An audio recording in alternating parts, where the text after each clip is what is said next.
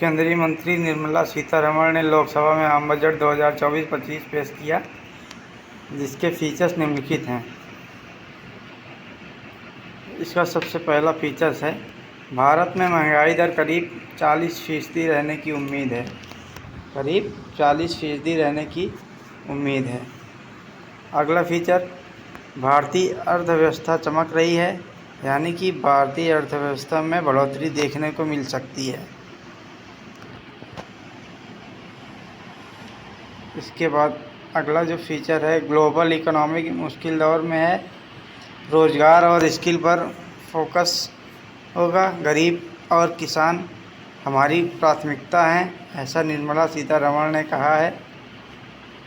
इसका और अगला जो स्टेप उन्होंने लिया है, 5 साल मुफ्त राशन योजना चलती रहेगी, नए रोजगार पर 2 लाख करोड़ खर्च होंगे, 400 जिलों में फसलों का डिजिटल सर्वे करेंगे, 9 विशेष प्राथमिकताओं के साथ भारत का बजट, 5 साल में 20 लाख युवाओं को कौशल प्रशिक्षण देंगे विभिन्न पॉलिसीज़ के माध्यम से। कृषि सेक्टर के लिए 1.52 लाख करोड़ का डिस्ट्रीब्यूशन हुआ है। पहली बार नौकरी में अतिरिक्त वेतन मिलेगा, 3 बार में 15,000 की मदद मिलेगी।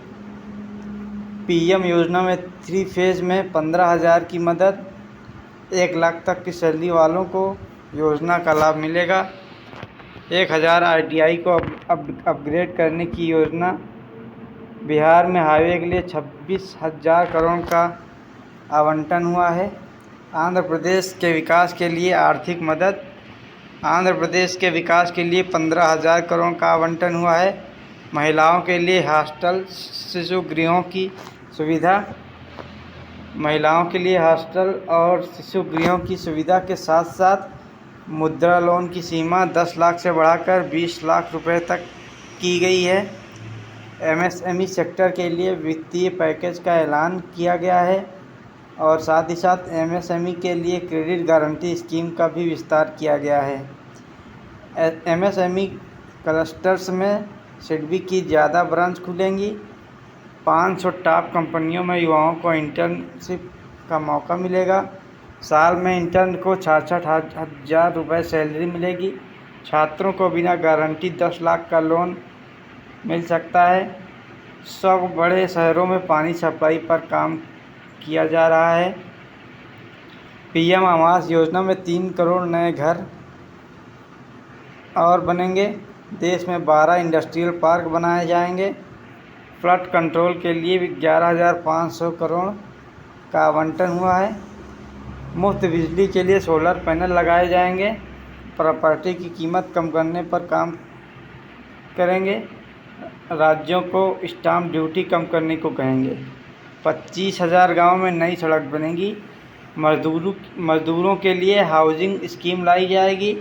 किसानों को अधिकतम MSP दी जाएगी। छात्रों को लोन पर 3% की छूट, लगभग 3% की छूट मिलेगी छात्रों को लोन के लेने पर। नौकरी देने वाली कंपनियों को इंसेंटिव मिलेगा। स्पेस तकनीक पर 1,000 करोड़ का VC फंड स्वीकृत हुआ है।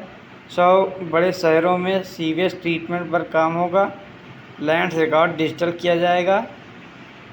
5 राज्यों में किसान क्रेडिट कार्ड लॉन्च होगा। FDI कानून को और आसान बनाएंगे। नेशनल रिसर्च फंड को 1 लाख करोड़ का आवंटन। कैंसर उपकरण दवाओं पर कस्टम ड्यूटी समाप्त। 25 आवश्यक खनिज पर कस्टम ड्यूटी खत्म। मोबाइल फ़ोन चार्जर पर सीमा शुल्क 15% घटा, यानी इसका मतलब है कि मोबाइल फ़ोन चार्जर और इलेक्ट्रॉनिक डिवाइसेस सस्ते हो जाएंगे। सोने और चांदी पर कस्टम ड्यूटी कम, यानी सोने और चांदी का मूल्य कम होगा।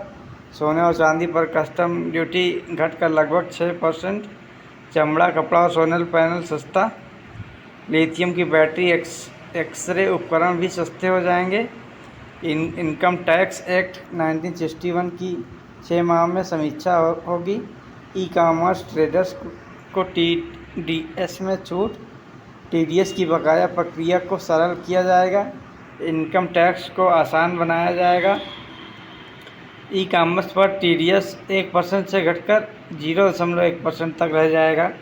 आम बजट में बिहार और आंध्र प्रदेश पर और मेहरबानी। बिहार में बाढ़ नियंत्रण के लिए 1500 करोड़ की बजट।